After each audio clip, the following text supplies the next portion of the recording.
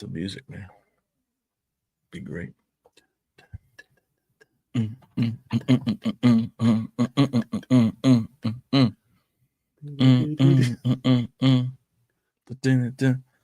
Yo, what's up, everybody? Welcome to our What's the Review show, man. Here, I am not by myself, of course. It's me, TDK, joining you guys today here at Tom's Productions, where you think it, you can ink it, right?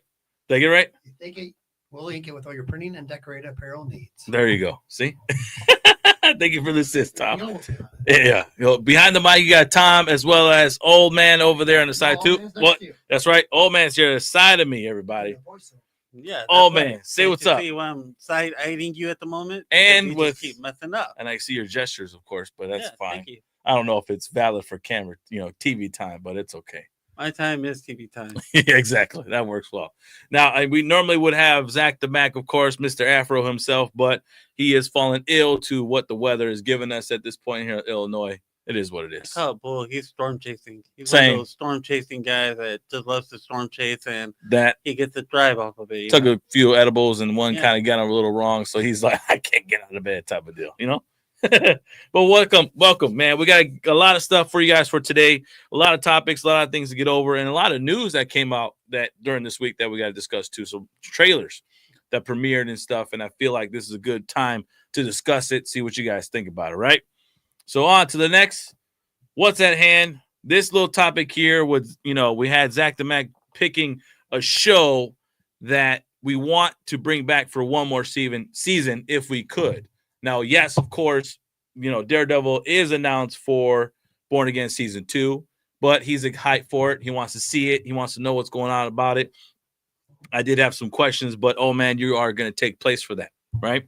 Yeah. So at this point would be his thoughts for upcoming Season 2 for Born Again. Is this a good show for them to even announce that we want to sit there and make a new season of it? If they are, it should be right after Spider-Man Born Again. Okay. So I think you should wait until the events of Spider-Man happens. Once that happens, then go for it. Right. But crossovers wouldn't be bad. You want to introduce new characters to the show, bring back characters you haven't seen, like Luke Cage is missing, so it'd be nice to have him around. Right. Iron Fist. True. Yeah. Jessica Jones or whatever her name is. Yeah, Jessica Jones. You got it right. So characters like that were all on Netflix, would be great to bring them back just so people could get used to seeing them again. Agreed. And I think for sure what we ended off with Born Again Season 1, we ended up with Bullseye.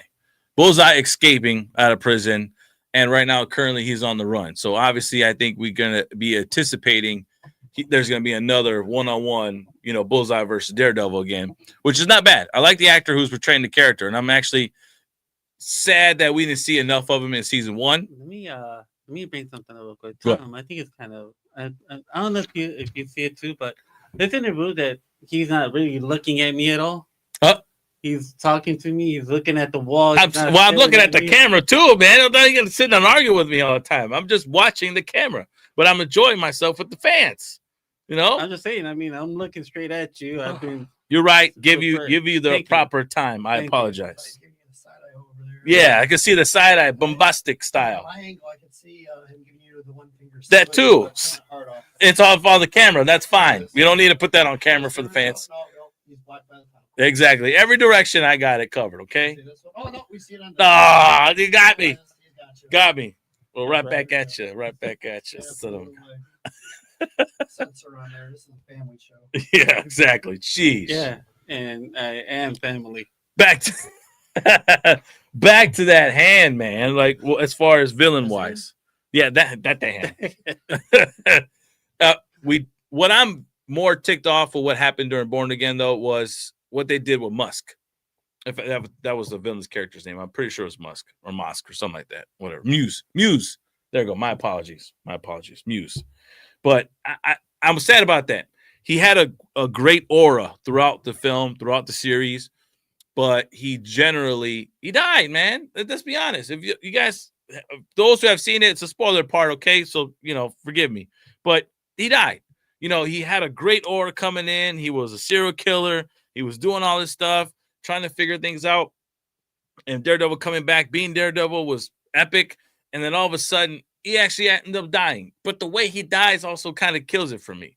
So I don't know if that's a Disney thing or a Marvel thing on how they kill off their villains, or it was meant because something else. And I feel like he should have survived throughout the whole process of the end of the film or the end of the series, and then maybe end up doing that whole die scene at the end. You watch most of Marvel movies, like almost every villain that each hero fights, they pretty much die. Uh-huh.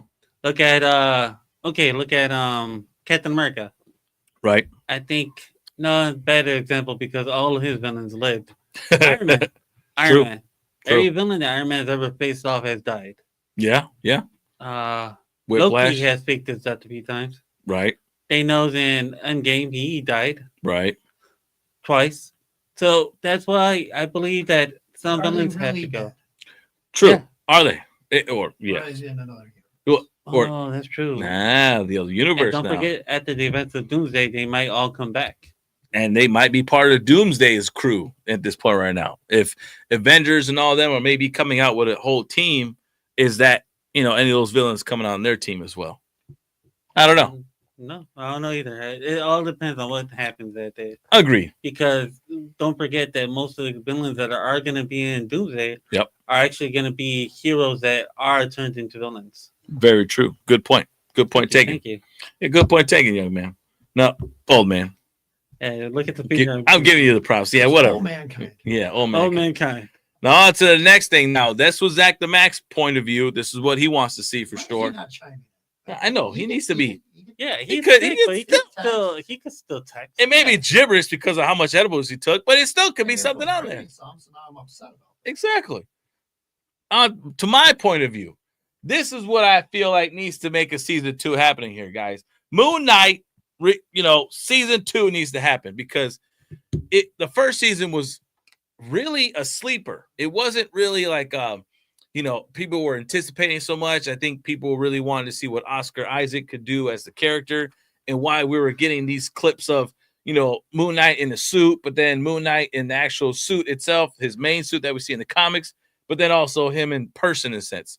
And I love what they did with the whole schizophrenia or multiple personality disorder type of deal. And it fitted. And it also even helped at the end when they revealed that because of the blackouts that was having throughout the series, it wasn't what he really thought. It was actually the other guy was doing the whole blackouts and stuff like that. So that part was even more intense. And I feel like this series is very underrated, in my opinion. And I do believe we're now moving into the next phase of things, him involving a lot of the Midnight Suns type of characters or doing a lot of these crossovers would actually be a lot better. And I think that would help out so much to the point where it gives a good, proper storyline for season 2, even then for them introducing them to the rest of the, MCU characters in a sense. I would like to see Black Knight, played by Kit Harington. He's from Game of Thrones. Yes. So interactions with him would be good. It helps out opening up more toward Midnight Suns. Correct. Something else I would like to see would be at least Blade. Correct. We got our first glimpse with their crossover in the zombies. And that was what's it called? That was fine, and it was looking good. So now for them two to be facing each other in the actual, series point of view, perfect. And I feel like Blade's character can be utilized a lot in the movie screen because of how well it's been, as far as the trilogies that came about, Wesley Snipes, and even then him making a comeback as Blade in the Wolverine and Deadpool movie. So for him to go in a series perspective, that's even better too, because he can cross character himself with a lot of these street level type of villains that what they want to do, right? But I like it. It's not bad. It's going well. Good point. Now on to the big things, guys, because we had some crazy news about trailers and stuff like that. So to give you guys what's the news, everybody, it was a lot of trailers. And in fact, if I count right here correctly, it's 1, 2, 3, 4, 5 trailers that came out this past week. That was very intensely. That had a lot of us, movie fans, TV show fans wondering, what's next? What's going on next, right? First things first on the board, what we got hyped up for was they announcing Kill Bill, the whole bloody affair, everybody. So it's not a 3 in a sense. It's just 1 and 2 combined, hidden theaters, December 5th.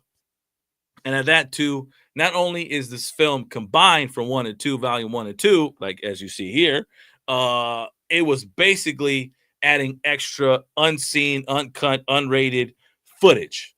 And I'm intrigued by it, to be honest. I mean, Kill Bill 1 and 2 was phenomenal. By far one of my favorite Quentin Tarantino's films that he did. And I think for sure that this would be very good in movie theaters. I think this whole December 5th, this is probably going to steal a lot of box office reviews and a lot of, money merchandise during that whole time frame while they're on there. So, well, they're also excited supposed for to do like the black and white cartoon that they had in the film is now supposed to be full color. And that's going to be it. That's going to be nice to see if it's going to be like, what's going to be like in full color. The red, especially, Quentin Tarantino is never a person to shy away from the blood and guts. So this whole. That was like preventing them from the NC-17 rating. Exactly. So those who are big fans of him, this is actually one of the fan favorite films that he's done for sure. And it will be very nice to see. I'm not going to lie. It's going to be phenomenal to see it in theaters. And I'm excited because we really want a volume 3, but, getting this instead on December 5th, we'll do it just fine. My opinion. What you think, old man? You excited for this? Actually, I am. I want to see what they have for unseen footage. But Correct. I'm wondering, because Quentin Tarantino is retiring soon. If I'm not mistaken, yes, he is. So that's why probably he's not thinking of doing the third one because Correct. He's doing whatever his final film will be. Or more, or possibly with the other films that he has done, maybe extra footage on those films too. Have some heavy releases and whatnot. But this will probably be the first one that you would want to pick. I would see that part. So then my question would be, will he still give the rights to someone else to try to finish the trilogy? Interesting. I think he would have to literally see.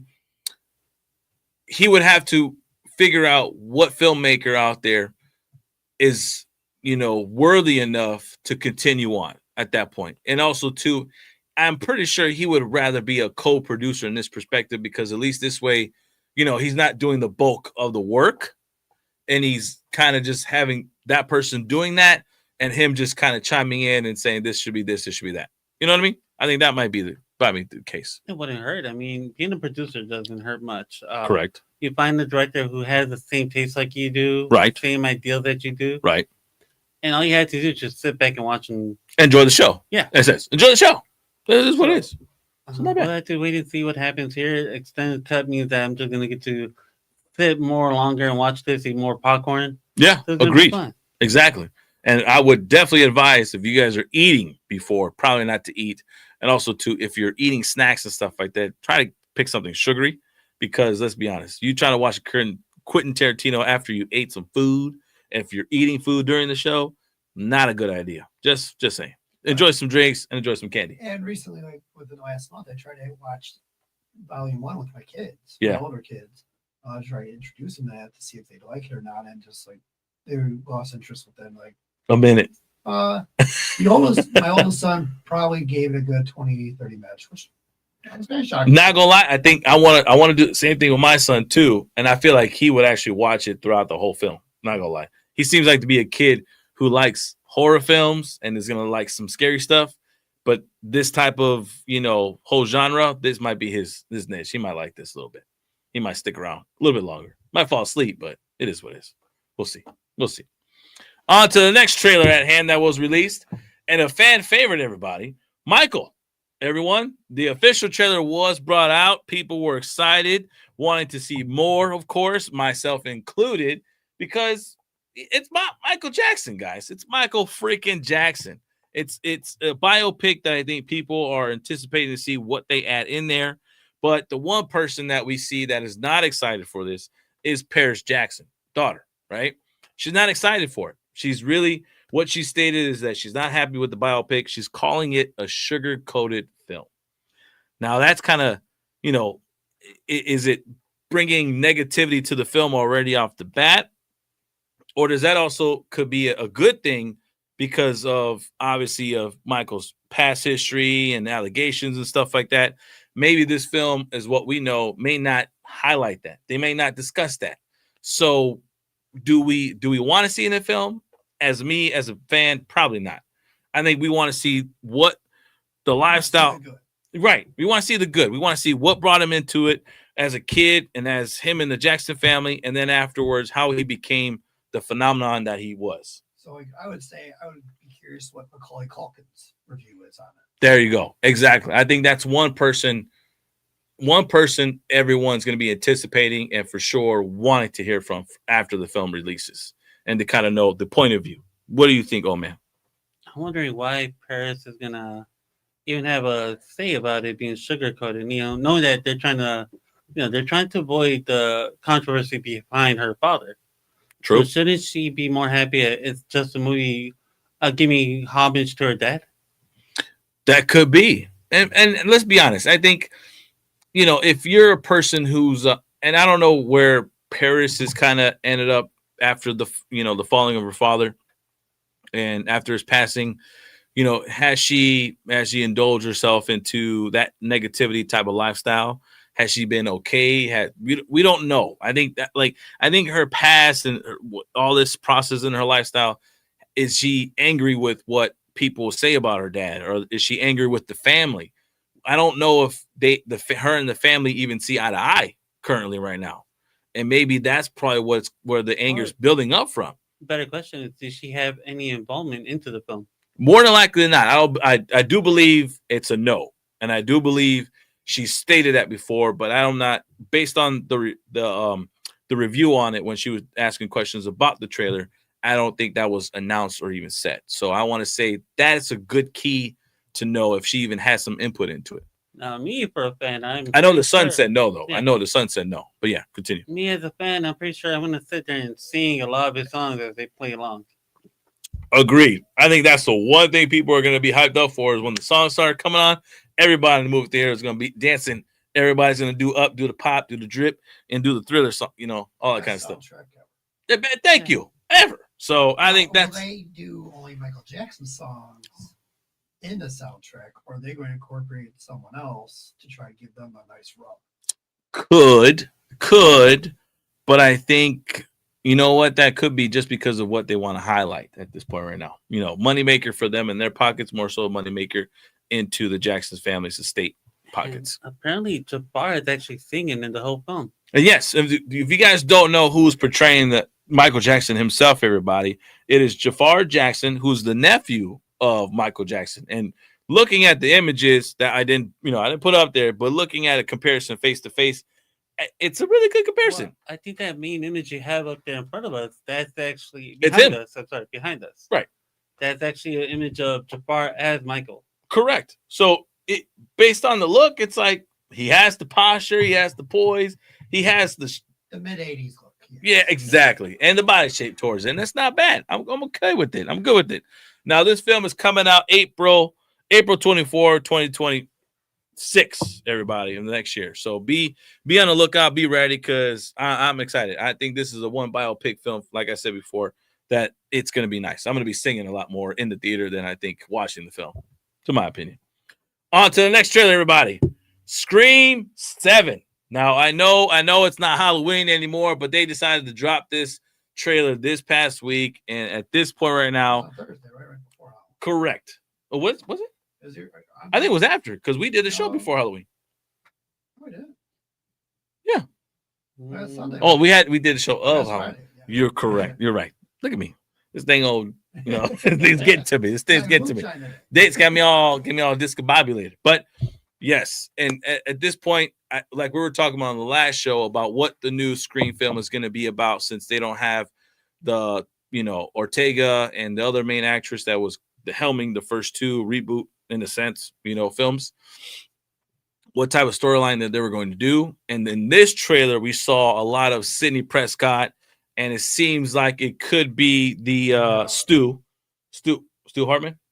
Well, her daughter is in that trailer. Right? Yeah. And it seems like Stu is going to go after her daughter and her family in general. So it starts off with, it seems like they're renting out and creating a B&B at Stu Macker's house.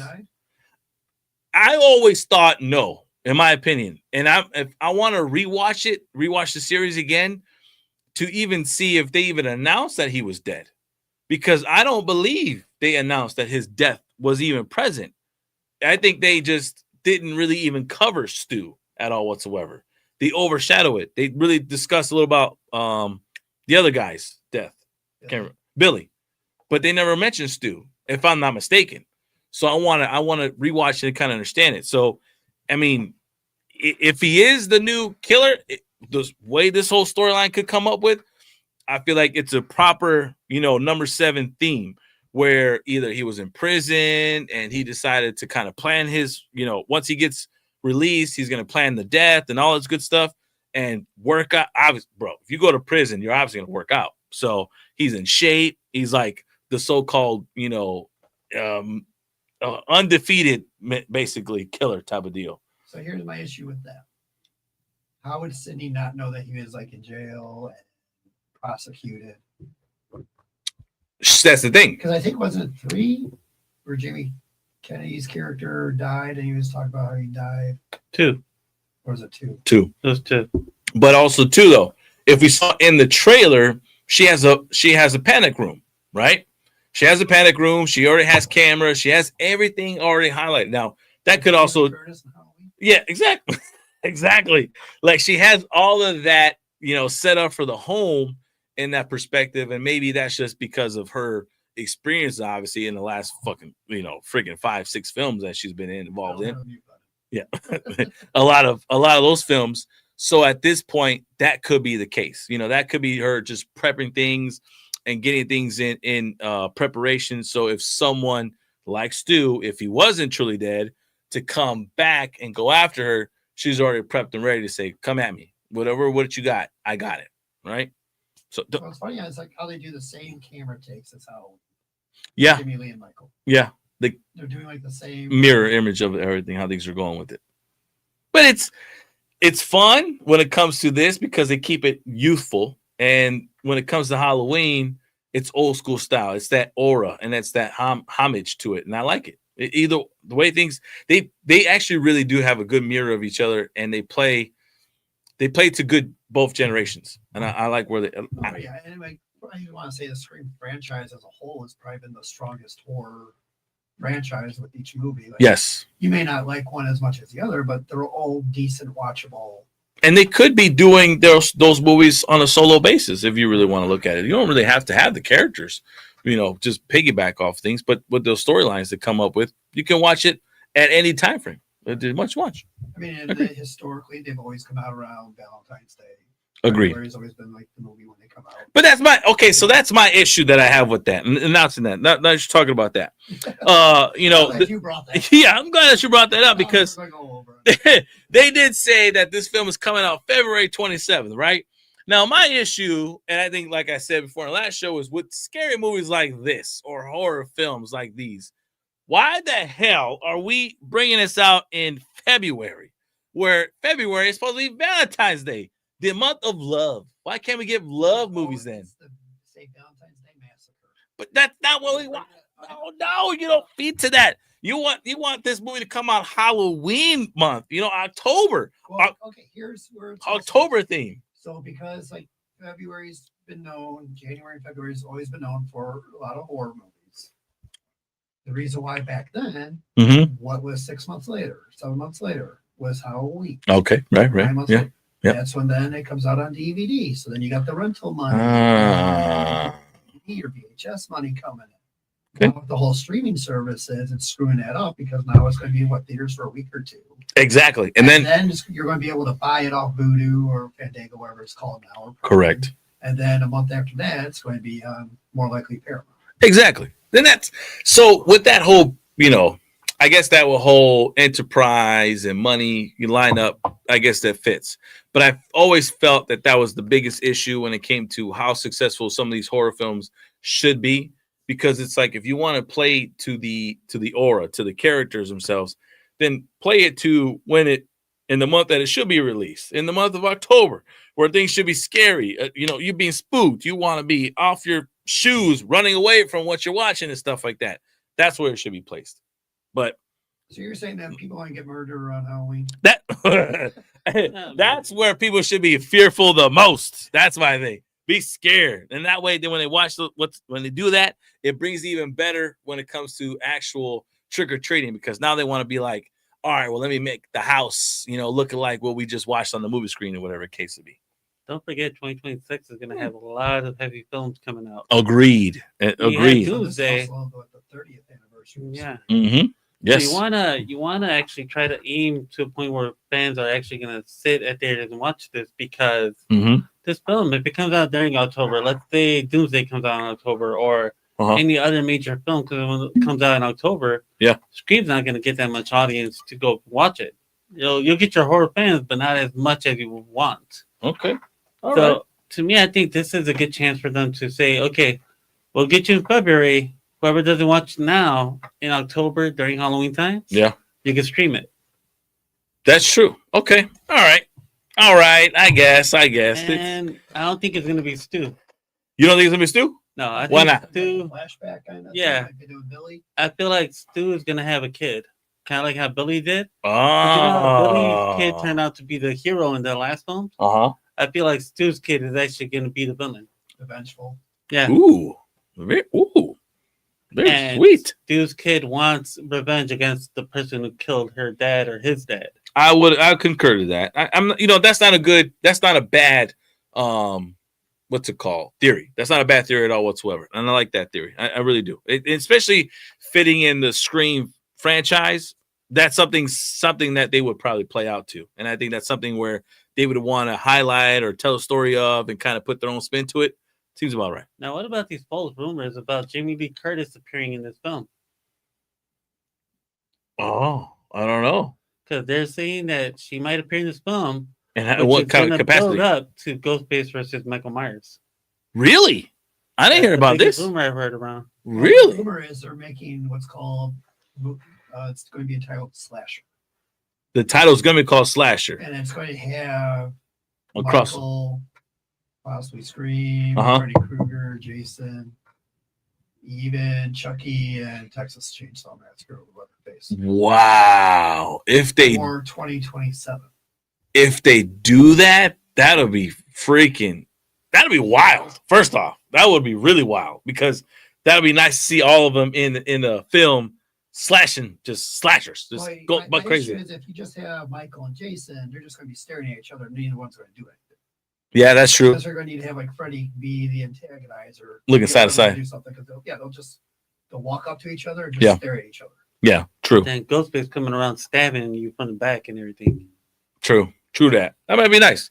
Now, those who don't know, like I said, it comes out February 27th, so be on the lookout. Valentine's month. Okay, you want to take the babes out and whatever, enjoy themselves. There you go. And the reason why they're doing it too is because it's going to bring people back to the theaters. There you go. Right now, this was their worst month ever, I think, in the history of movie theaters and movies in general. What I heard, Predator Badlands put it well. I haven't seen it just yet, but it's been a big talk around town, and I think this is where people want to bring it. Now, this is one thing about movie theaters in general. I feel like with this whole streaming platform, like you mentioned earlier, Tom, has really affected it. Is because of the whole, it's so the turnaround is so short. Right. Like compared to when we would have Blockbuster and we would have Family Video, or you got the rights to it first, so you couldn't even buy it; you had to go rent it. Exactly, and at that too, you would have to wait. If I'm not mistaken, the timetable to wait for it to come out at that point was already a whole year, or close to. So the May Blockbuster was always out around Thanksgiving-ish. Okay, that's not bad. And then July 4th Blockbuster was Christmas week. And then how short have we gone with this whole turnaround with streaming services? Now it's within 3-4 months. So with that process, it's like you as a movie buyer, you as a movie ticket buyer want to go see in theaters, in your mindset, and I think this kind of correlates to what we're going to talk about later in the shows, is because some of the movies I'm like, do I really want to go watch it right now in theaters? Is it really a movie theater worthy type of, feel, scenario, type of experience? Probably not. I'd rather just sit back. My own look. Your TV at home now is better picture. Yes. Your chair's probably more comfortable. I have the surround sound already. Food is a lot cheaper. I can stop. Yes. I don't have to worry about someone with their cell phone. I can drink as much as I want to drink if that be the case too as well. I can get high if I wanted to while watching this film, if anything. Let's put it this way. Here's a better scenario. Go ahead. You're only paying for one to watch this whole entire film with your whole entire family. You can order a pizza, $7. That feeds almost half of everybody that's there. You get a large. Tell it. You could get 2 larges. You get soda. You get everything that you need for less of a price that you pay at a movie theater. Yep. And that's the one thing I'm looking at is nowadays the reason why movies are not doing good is because people just don't want to pay nearly $40 to $80 just to sit down at a movie theater. And the point exactly what you said. Exactly why I don't want to go movie theaters no more. You want to know why? It's because I got to bring 4 other children and one wife, of course, with me to go watch this film. So I got to pay for 6 tickets in total, which is probably going to be about $120, give or take. Don't forget popcorn. And freaking popcorn. I'm spending $200 one freaking night almost just to enjoy a film compared to when we were kids. Going to a theater, spending at least $5 to $6 of one ticket. Oh, sorry. I used to go to where there was a place where we would only pay $2 for a ticket. Oh, okay. That was the second run theaters. Yeah. Whatever came out in like around what was it, Christmas time or summer blockbuster would be out around Christmas time. Yeah, see, crazy. Right around the same time it would come out for rentals or to buy on VHS. Right. So that's why. It's such a hard. What you gotta do when you go to a movie, yeah. The kids, suckers. Yeah. It's the best thing to give to them. You just put it in their mouth. Make it last forever. It lasts for a while. It shuts them up. Yeah, true. My youngest daughter, I always had to say, like, if we are going to the theater, yeah, or watching a movie, you are not going to the washroom. Yeah. Like, I'm not spending half the time with you. Going back and forth. Agreed. And I think that's always been my issue because it's like, it's always the little one. The little one wants to be like, oh, well, I want to eat what they're eating. I want to drink what they're drinking. No, this is a big IC. You can't have this by yourself because within halfway through, you're chugging. You got to go. And I want to watch the film. I'm a movie watcher. This is where you do the old man thing. You know what old man would do to his kid. Go ahead. Old man told his kid, stay home, get your food, popcorn, whatever you want. Old man will FaceTime you. Turn the damn camera around. Oh, no. Show you the movie. But old man enjoys popcorn and watches. He is self-incriminating him. Yeah, exactly. You put yourself already in prison, man. Golly, man. I can't promote that. Can't promote that to you. I'm not recording it. I'm FaceTiming it. Oh, right. Okay. Sounds good. For the kid. Seems about right. I may or may not have asked my friend to do that with some Colts and Pacers. Yeah, we'll see how that one goes. That's crazy. All right, well, on to the next trailer that we got this week, Stranger Things Tales from 85. Now, before I discuss what the whole process is, I'm already going to tell you guys this is by far the dumbest thing I heard this week to be announced on TV. And I feel like what me and the old man would discuss about DC stuff, whatever, this is just the company just, hey, we're going to milk this thing as much as we can, get much as we can get out of this crap. We're going to milk. At least you're milking, not like old man. Yeah. That's what they're doing, basically. And Netflix. What was season 4? 3 years ago? Yes. Give or take. In between. At all whatsoever. It doesn't make any sense. Now, okay, animation takes forever to properly build out or whatever, but you couldn't announce that this was coming for a lot of fans, to Netflix goers and stuff like that who's interested into the franchise. Totally doesn't make sense. So what this is, everybody, is it's an animated series set to be released, obviously, in 2026, of course, which is after the fact that we concluded season 5. So season 5, if I'm correct, is Thanksgiving weekend's the first batch. Yes. And then is there another batch at Christmas? Then we got Christmas. Yeah, we got Christmas Day. 3 batches, or is it 2? It's 3. Okay. 2. It's actually maybe 2 that's released on Netflix because it's Thanksgiving, December, Christmas Day, and then it's the New Year's. But if I'm not mistaken, in New Year's, that's where it's being released in films, in theaters too as well. So, but each one is like 2 hours. Exactly. And if I'm not mistaken, the last one is 4, not 3. 3 to 4, something like that. 10? Huh? Is it 8 or 10 episodes total? Oh, I think it's 8. but I'm not. I think it's 8 episodes, but I wouldn't be shocked that it's 10. It should be 20. The way they're playing it, agreed.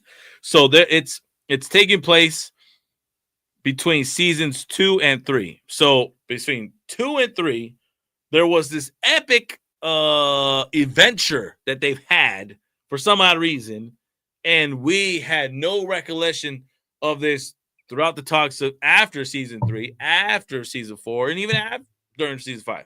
There's no talks about it, but yet they had this crazy adventure during this whole time frame, and we're gonna have it on a animated set, and it's 5 minute. It's a 5 minute. Oh, also too, just talking about the actual trailer for season 5. They released a 5 minute trailer perspective of what's gonna end up happening, and it's supposedly the first 5 minutes of what season 5 is gonna be like. But so season 5 is 8 episodes. It's 8 episodes. 1 through 4 are dropping November 26th. Yep. Episodes 5 through 7 is on Christmas. On Christmas Day, and then right? episode 8, the finale, is New Year's Eve. So that's why we're talking about just milking this cow, everybody. And I'm like, yeah, that was one of their initial babies, though. It really was, and it flourished. It really did flourish into something cool and something new, something different. I mean, I think when my wife brought this up to me, she's the one that kind of put me on Stranger Things. She first watched the first season. I wasn't really intrigued by it. But then when I ran into it and I started watching the films, it gave me this old school E.T. vibes, if I'm not mistaken. No, it was the 80s. Right. And it gave me that vibe. Find an alien, you want to see what's going on and all the good stuff. And it gave me that type of vibe. And I liked it. It actually was welcoming. And for Netflix to be its first initial baby, like you said, and, to bring it life, bring it to grown, bring it out there and let it run the world. Now they're all 34 years old with their own kids. And they're all still talking about, well, you should be dressed differently and you shouldn't be looking like this. Like season 4 where they try to make them all look young. Still. It's like awful. Will's haircut is horrible. Of all the characters in the film that want to change the haircut, it would be Will's, if anything. But not just his. Who's the brother, if I'm not mistaken, right? The brother that has this weird, shaggy looking type of hair that's all just down. Just shave it. Why not cut that one down? It's weird. Yeah, it's bad. But be on the lookout, everybody. It's coming out, in 2026. They haven't officially released the month and day that will be, but sometime in 2026, of course. And if you guys didn't watch the actual first 5 minute trailer for season 5, go out there too. They have that on there for you guys on Netflix as well. Be upset that it probably won't be about Halloween. Thank you for bringing that up, because that's also another reason why it ticked me off in the first place. Because if this is a somewhat scary theme type of series, why the hell it's not being released during freaking October? Doesn't make no sense. Let's do it in May. Now what? Do it during Christmas when we're supposed to be talking about Santa during Christmas. No, see, that's nothing too. Why the hell are we talking about Krampus during freaking Thanksgiving? That's not show. So yes, that's what bothers me. But it is what it is. It's all right. Now again, another trailer that dropped, old man, that came out. If you didn't see the first film, I did, which I thought was very but it was okay. Stars too. Yeah, it was exactly. And now in this was in part 2, we're gonna get Billy back over here for some odd reason. So I'm like, what the hell? We got Stu and Billy? Exactly. So Billy is so-called, I guess he's gonna be a father. No. He's gonna be a big brother to a girl that went missing, and he investigated but never got no answers. That's what it seemed like in this trailer, what was being told. So if you guys don't know what Friday Nights at Freddy's is, per se, Five Nights at Freddy's. Five Nights at Freddy's. Sorry, Friday Nights, I know. It's all blurry. Very much. So apologize. Probably that's why you're reading it all wrong. It could be. I apologize. Yeah, my bad. The Wi-Fi is getting a little twitchy. That's okay. I'll show you a little blurry. Look at my hand right now. See how blurry it is. Yeah. So Five Nights at Freddy's. If you guys don't know what this whole aura is, what this movie's about, or even what this title, what this come from. So it's based on a serial killer. William Afton is the character who is responsible for murders of children. All right, which has caused animatronics to become possessed. Right. So they own this. Showbiz peanut. Yeah, it's kind of like they kind of took it as from Chuck E. Cheese. They kind of took that theme from that and being possessed by those animatronics, and they end up becoming villains per se. They kill people, and it's only for a certain period of time at night too. I think it's from like midnight to 4 or 5 o'clock in the morning, where they're able to do whatever the hell they want to do and run amok per se. But I didn't know the story before this, and I was intrigued when it was coming out on Hulu at the time, and when I watched the film of the first one, it was entertaining. Exactly. It was entertaining. It wasn't the best. I thought it would be. There you go. I think my expectation of the film was going to be like crap. I thought it was boring, not entertaining, not interesting per se, but it actually intrigued me a little bit because of the fact that I love the actor. I can't remember his name, but he was also PETA from Hunger Games. And I'm like, let's watch it. Let's see where it goes. So, but it feels like in this one, they're still trying. In part 2, the whole story plot is really trying to figure out what happened to the kids. Where are they? Did this gentleman really kill these kids? And this guy's looking for the long lost sister, and he's trying to figure out which one of the animatronics is his sister, so he can then bring him back or let her rest in peace per se. But that's what it comes down to. And I think the daughter of William Afton is actually going to be a big part of it because she knows some of the story. She knows what occurred during these murders. And I think that's why they're trying to figure things out pretty per se. And Billy, like we said, I saw in the trailer, is going to be one of the brothers of the girls that were killed, one of the children. So pretty interesting to say the least when Scream characters come on here, Five Nights at Freddy's.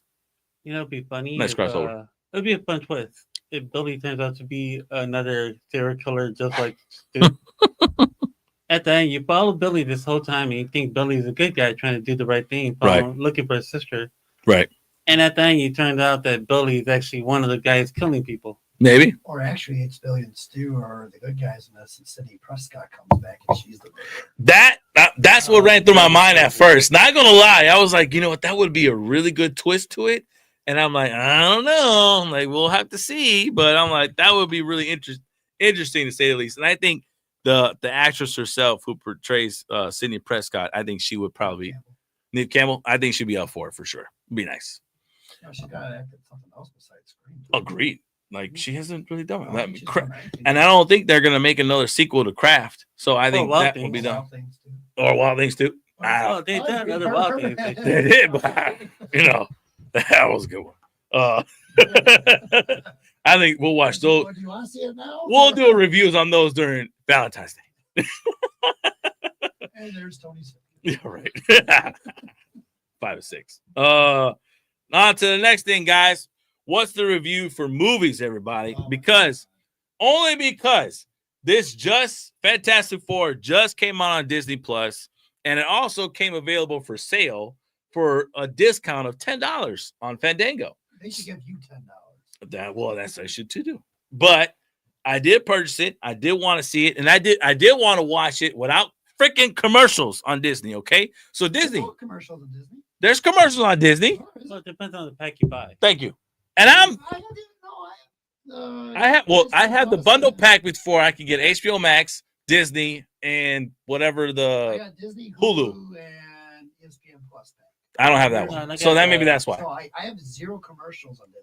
Yeah, see, that's why I don't have. That's one thing. I don't have that one. I don't have the up ESPN. No, mine was just no ESPN because I took ESPN off once they did UFC somewhere else. You see what I mean? Streaming service suck. But that's why I had to buy it. I was like, you know what? I'm gonna watch it. I'm gonna buy it for $10. It's on sale. I got a discount. Fine, whatever. Let's purchase it. Let me watch it from start to finish first before I watch it with the children. The thing looks like a gold member. But I was not at first. That's why I didn't see it in theaters. Okay, I didn't see it in theaters per se because I didn't really want to get disappointed because I'm a fan favorite to Fantastic Four. I also don't want to spend $58 for that too. Exactly right. So I wanted to see what it was about. I want to see if the plot made sense. I want to see if the storyline went through. And then when we heard that they did a lot of reshoots, I was like, oh crap, they made these reshoots, made it worse or whatever case it be, like the freaking Brave and Bold, what they did with Falcon, with the Falcon becoming freaking Captain America. Let me see what it's about. Huh? Brave and Bold. Not Brave and Bold. Brave New World. Oh, there you go. My bad. I apologize. Yeah. But it's also Marvel trying to copy DC, my opinion, because why would you ever want to copy DC? Because they've done it throughout history. They did it between Deadpool and Deathstroke. Deathstroke came out first. Deadpool came out second. But they usually do it better. Marvel. Batman, Superman, Wonder Woman. That's it. They have all the cool characters. The Flash, I'd say. Flash would be number 4. Other than that, the DC universe is horrible. Marvel has a better collection of characters that are more interesting. They got more powerful characters. I give you that. And I do believe, it's just what the story's been told on the screen of TV shows and movies.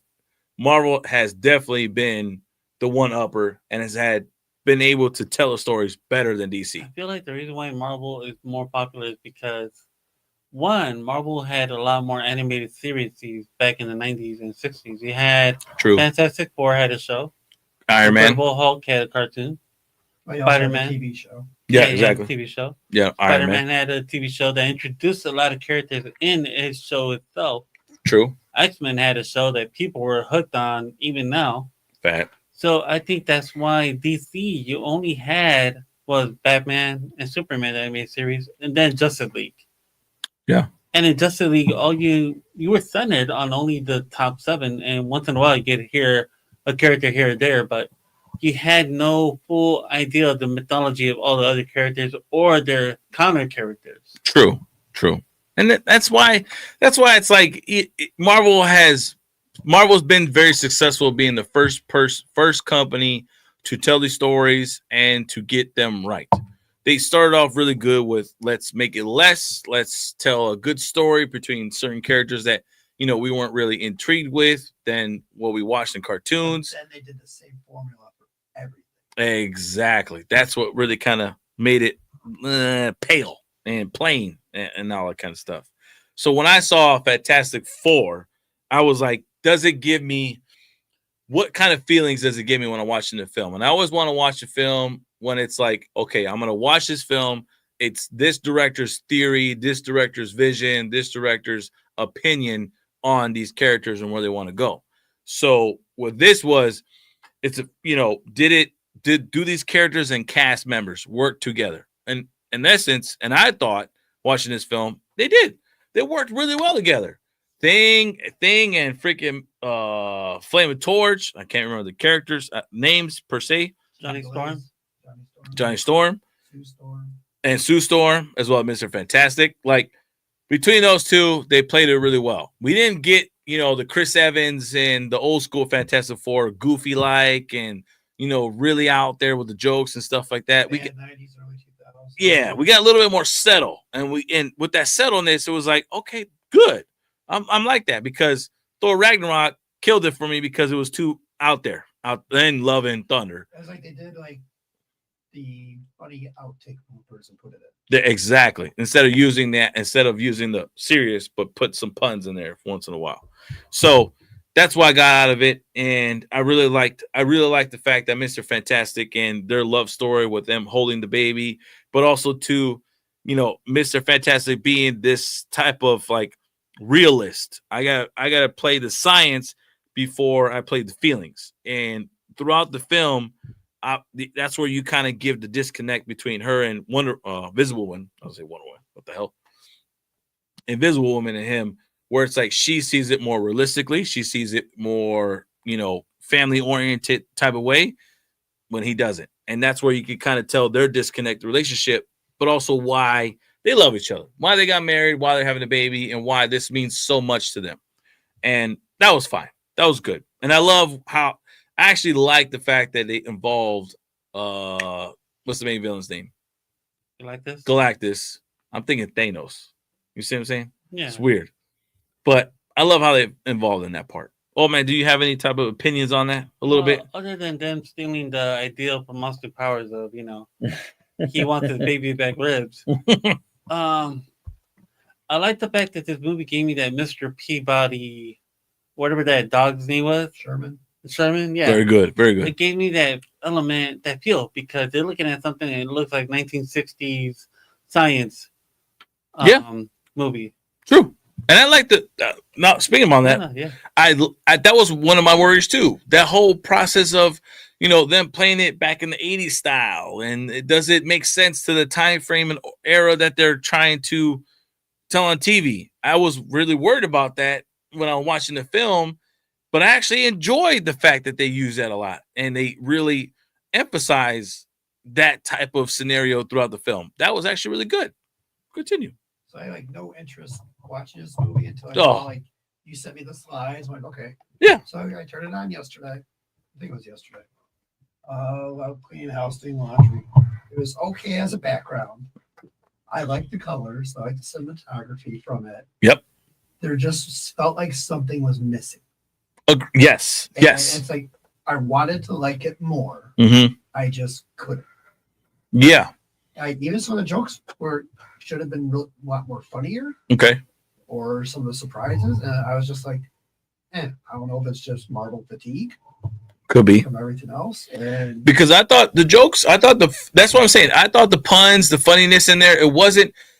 I think that could be the fact that I didn't like it so much when they did all these funnies and puns and all this kind of stuff when they overdid it in Love and Thunder, because I'm a really negative fan on Love and Thunder, and the fact that watching this was more worried, are they going to continue that type of format, or can they go back to the Iron Man format where it's here and there and it's more upon the character trying to figure out how to fix things and stuff like that. And that's what it was giving me. So I'm like, this is exactly what's good for the film. This is what's good for Marvel. This is what's good for Fantastic Four moving forward. But you want to say something? Another thing I want to say is the costumes. I love the way they look.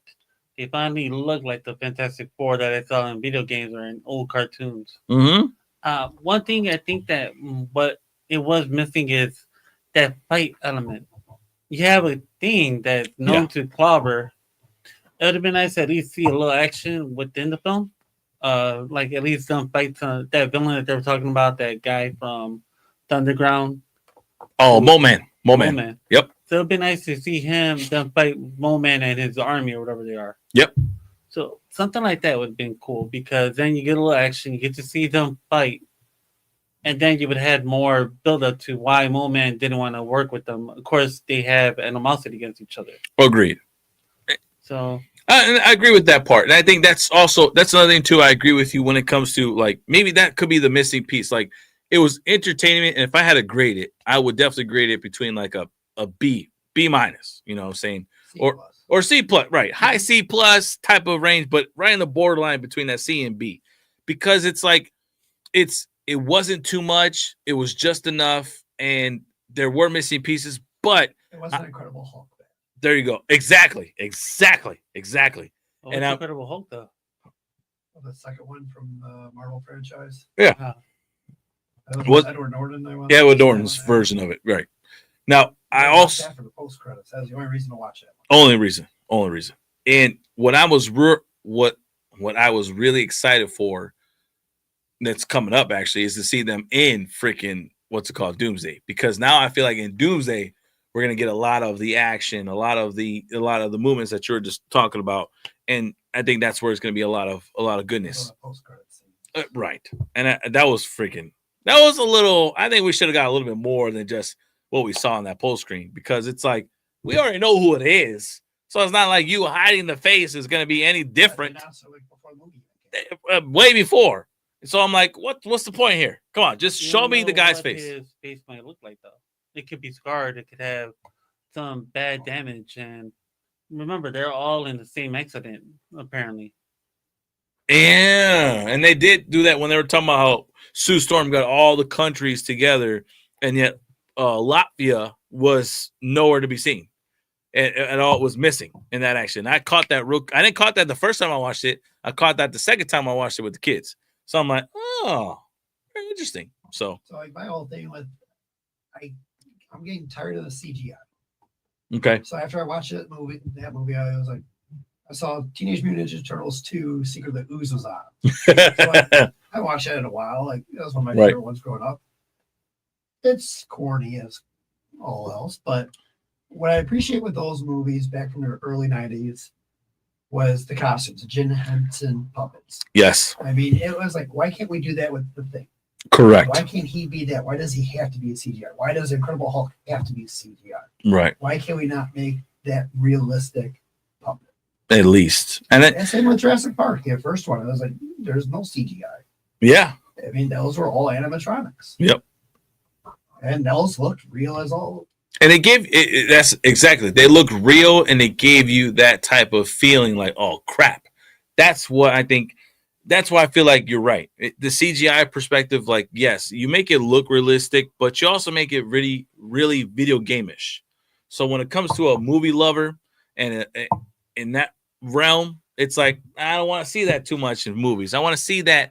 I'm okay seeing that in a freaking video game because you're making it seem like a film, but it's not a film. So now that you're seeing a film, it's like, nah, I want the realistic in the film more so than anything. So I agree with you on that part. But otherwise, if you guys do want to watch it, go on and watch it. If you guys have Disney Plus, it's a nice little family film to watch. And like I said, it's a, borderline B, C. You know what I'm saying? And it's not bad. Not bad. It was really good. The kids enjoyed it. So if my kids enjoy it, then I know I can't be too harshly judgment on it. And I'm enjoying it too. Because we can watch it again. Kids like something I think it's crap. Well, it's the same thing when they watch their YouTube vids. It's like, bro, why? That's dumb. That doesn't make sense to me. Why they watch someone else playing a video? Thank you. When you can be playing a video game yourself, I understand if you're trying to get past the level or trying to figure it out, or right. a cheat code to go with it, fine. But actually just watching to watch someone play, like, Don't make no sense to me. Like, recently, I watched the NBA Jam where they were showing like hidden characters, and there were so many I didn't know were in it. Oh, NBA Jam? Yeah. Yeah, true. That's pretty interesting. Let me get a little Coke, but never mind. All right. Now, last but not least, well, pretty much last and at least for sure. Thunderbolts, everybody. The one film I'm glad I did not see in theaters. Okay. I'm glad you chose that picture. And at this point, everybody, it's I'm not, as I said before, I'm more of a DC fan than I am a Marvel fan. And this film right here is exactly why Marvel fatigue is happening. And it needs to settle the freak down. I'm going to say fuck down, okay? Because this film should have definitely been a series on Disney Plus, not an actual movie film. And I'm sorry to say a series. They could just went straight to Disney. Straight for sure. Because I give it to the team. This is a good team to be put together. I do believe that. I did like their cohesiveness with each other. I did like the puns that they would come across with each other. I did like all of that. It was fine. But the overall film itself didn't seem like an MCU movie valuable screen watch type of thing. It just felt like it was Winter Soldier and Falcon series, just another level above type of deal. And that's why I wasn't really too interested in the Thunderbolts at all to be set for a movie screen. I thought it would have been when they first announced that they're making it because they're probably going to add the Red Hulk. Okay, cool, or whatever case to be, that would have been fine. But also to them and bringing in Sentry, I thought that would have been a little bit more high level craziness. But it really was modern level. It was really just plain, and it's not what I really wished it could have been at all whatsoever. This was one where, again, I had no desire really to watch it. At all. None. It was when they came out with the new Avengers name after the release. Yep. Like, kind of intrigued me more. Yep. Just a little bit. A little bit. And then I was like, okay, I'll just wait till it's out on Disney Plus. Definitely so. And this was another one where, I tried watching it, taking a gummy. Yep. Turned it off, watched something else that was more enjoyable. And then put it on again yesterday while doing laundry, cleaning the house. So it's a background movie. And correct. My whole issue is David Harbour's character. We're used to watching him from Stranger Things. Facts. Now he's supposed to be a Russian.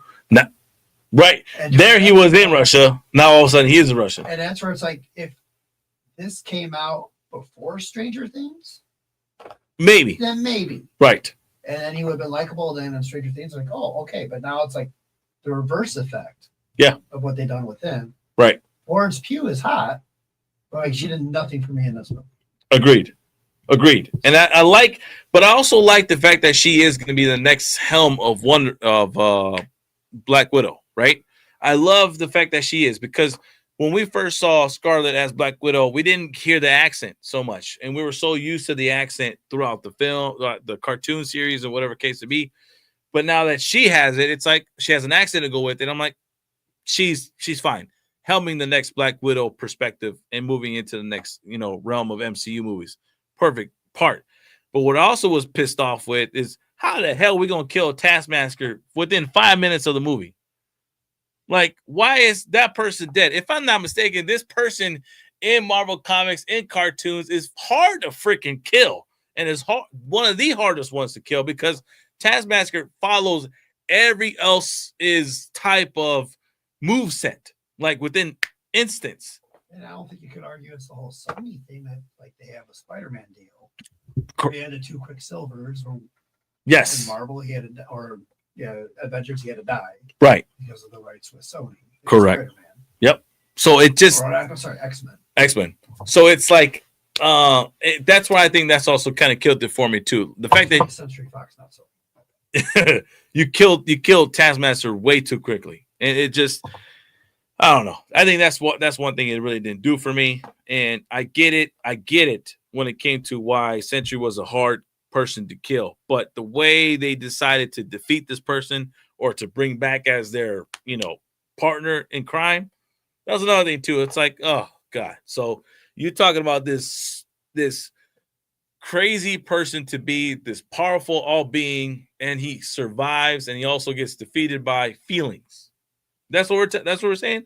He gets defeated by feelings. So feelings is that's the big thing now in this generation. It's feelings.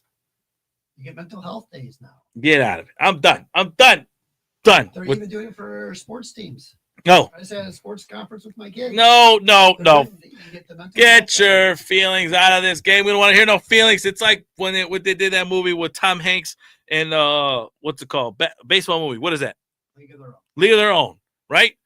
Crying. There's no crying, and there's no feelings in movies like that. There's none. No. Should be not brought up there. But oh man, what did you think about Thunderbolts though? I didn't get your 2 cents about it, man. Well, I agree with Tom about Florence Pugh being hot. What do you expect? You know what? I think that this was one of those boring films that I agree with you. It should have came out in Disney Plus, like Tom said. It should just been a film for Disney Plus, straight to Disney Plus. Yep. And it was just a cash grab. They were trying to figure out a way to sell it, so they tried to sell it as the New Avengers. Yep. Was that the week after when they did all the new posters? Yeah. Exactly. The New Avengers. They want to helm this whole New Avengers thing. Horrible at the opening box office. Agreed. And you know what this reminds me of? This reminds me of when they were trying to, a good actress, Florence Pugh, you got her. Right. You're trying to sell something with her in it, hoping it's going to make a lot of money. Same thing that DC did when they tried to milk off of Harley Quinn. Maggie though, right? And they did Black Canary, not Black Canary. They did not the series. Yeah. Birds of Prey. Birds of Prey, right? So they did Birds of Prey, and it was supposed to be called Harley Quinn and the Birds of Prey. They changed it like 1,000 times, different names, and still failed at box office. Here's what we have with this film right here. It's you had to find a way to sell, because you knew you weren't going to get nothing off of it.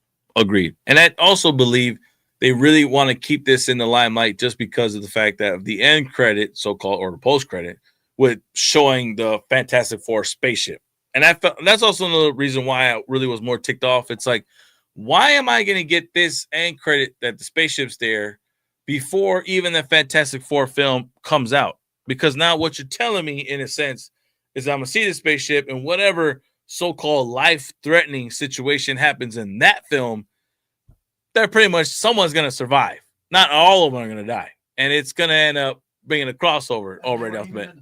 And they weren't even in the film. Correct. Would you have rather they do the animated cartoon that they had in the film? That was a Fantastic Four. Yeah, that's what I'm saying. Like, would you have had they do a commercial to that cartoon? as the end That credit was the first credit. That credit scene. instead of the plane. It could be, maybe not so bad about that one. Maybe let them, tune in this so-called weird Cartoon show. That's frequency, right? When they're looking at space, or they're so-called saying and stuff, and they get a weird frequency talking about that cartoon posts up like they did with Spider-Man. I'm fine with that. Not too bad. Not too bad about that at all whatsoever. But For me, it's been old, like, I want to say what Avengers Endgame. After that, finalized with the Guardians 3 after that. yeah, after Guardians 3, really, it was actually Spider-Man Brand New Day. No Way Home. No Way Home. Yeah. So pretty much like Spider-Man No Way Home. Concluded Guardians 3, those were like the only ones like I care to watch after Adventures. Yeah. And after those two were done, it's like I have zero desire. I don't even watch Eternals yet. I don't think I'll ever watch Eternals. I watched it. It just came out the wrong time. I think it came out the wrong time. It doesn't give it its props that it deserves, because it wasn't really that bad of a film, and it wasn't really, the actors themselves was decent. It's just how it connects to the timeline doesn't fit whatsoever. Like Fantastic Four, growing up in the early 2000s when that one first came out, and you have Jessica Alba. Yeah. And she's the Invisible Woman, so you barely ever see her at all in the movie. It's like, right. Wow. And it makes, to my opinion, that Fantastic Four film was definitely a copy of the second Fantastic Four when they had Rise of the Silver Surfer. Just a little bit better. That's about it. That's about it. And then, I mean, it's the fatigue of all the Marvel stuff right now. I really don't care until the next Spider-Man and Doomsday. And that's what I said it. I said it. I've been saying it since they announced when they did the whole Comic-Con reveal, and they announced this show, this movie, this show, and they were going to give us more in 1 year. I was like, well, you're setting yourself a failure. Less is more. Exactly. Less is more. Not more is more and better. Not at all whatsoever. It is like less a box of chocolates, where it's like you just want the chocolate Trinidad and Yep. turtle, but then everything else in there is just crap. Agreed. They don't even want to eat. Like they just sit there and waste of space. What's plain and simple. I think that's why I like what James Gunn is doing with DC nowadays. James Gunn is going back to the old. Less is more. Yeah. Give me two a year. There's another movie coming out not until 2027. 2026, we're getting Green Lanterns and Woman of Tomorrow. Yeah. And that's the thing. Look at Marvel. You did that before when they first introduced us to. Now, I'm not looking at Sony or Fox. We're talking about Marvel itself. You had Iron Man. Right. After Iron Man, I think you had Iron Man 2. you usually had a May movie, May blockbuster, and yes, November. Yeah. That was the Marvel formula for years. Exactly, because those 2 months, everyone is going to be in theaters watching the films for sure. Yeah, it's 6 months apart. Yep. And then you have the trailer for the November one. Then correct. The November one have the trailer for whatever's coming out. Coming in May. Oh, that's so good. And with the trailers, everybody, like we always said, we promote here. Just give me less on the trailer. Don't give me the whole story in the trailer, because I don't want to see the movie in the trailer. Yeah, just give me. I actually like now some of the trailers where they do everything that's in the first scene of the movie. At least it's just the entire first scene. So it's like, okay, I already saw it. Now what's going to happen? Correct the mundo, and let me get intrigued to watch the rest of the film. Please do. So. But yeah, that's what I got for, this whole Marvel thing. If you guys really pay attention to, we had a little Marvel thing going on here to discuss and whatnot, because it's because of that release. Huh? You didn't grade this movie at all. No. What's up? Oh, grade it? Yeah. I think it's incomplete. I graded for sure a D. I really do. It's just it's I don't want to give it a full F, because the actors and actresses did a hell of a job for what they were given. And in a sense, I don't want to change any of who were casted as the characters at all whatsoever. I really don't. But it's just this Fantastic Four was just missing something. It was missing. This one for sure was missing a lot. And I feel like this should have been a series, plain and simple, on Disney Plus. And this should have been that Disney Plus series, original, and moving forward into the next, coming up for hyping us up for what's going to be in Doomsday. That's what that should have been, for sure. But yeah, I'll give it a Y. A Y? A Y? What's a Y now? Why What- did you make me pay for this? Why did you make me watch this? Why? Why- That's the why new- did I that's gotta- the new grade old man just created? Why I gotta come on this show and talk about it? Why is that all the way out here? Why I go to the Now you're movie driving in theater? the snow. Yeah, exactly. That's a good one. That's a good one. I like that one. Well, that's all we got for here on What's the Review, everybody, for episode number 2. Thank you guys for tuning in for sure. We got episode 3 coming out very shortly. That's 2 weeks. We're coming on board right after you guys. It's the week, Sunday right before Thanksgiving. Yeah, so we're gonna enjoy ourselves a little bit. I'm gonna have a little special thing for you guys on that one. So pay attention, stay tuned. I know Zach the Mac will be back, so old man, but we do appreciate you filling in for us today. Tom also too as well behind the mic over there, producing. Very much appreciated. And as you guys know, like we said at Tom's Productions, if you think it, he can ink it. All your You think it will ink with all your printing and decorated apparel needs. there you go. See, I gotta write that down so I can read it. Probably at the end. Right. That's what I'm have to start doing now on my You little need it script up stuff. Here, you need it down here. Yeah. Just the double whammy stuff, whatever. That too. Yeah. Well, I'll make a little slideshow for that. It's like a beginning and end. You know what I'm saying? Put it in there. Yeah, it'll be good. Be set up. But yeah, stay tuned, everybody. Appreciate you guys for tuning in here on What's the Review. We'll see you till next time.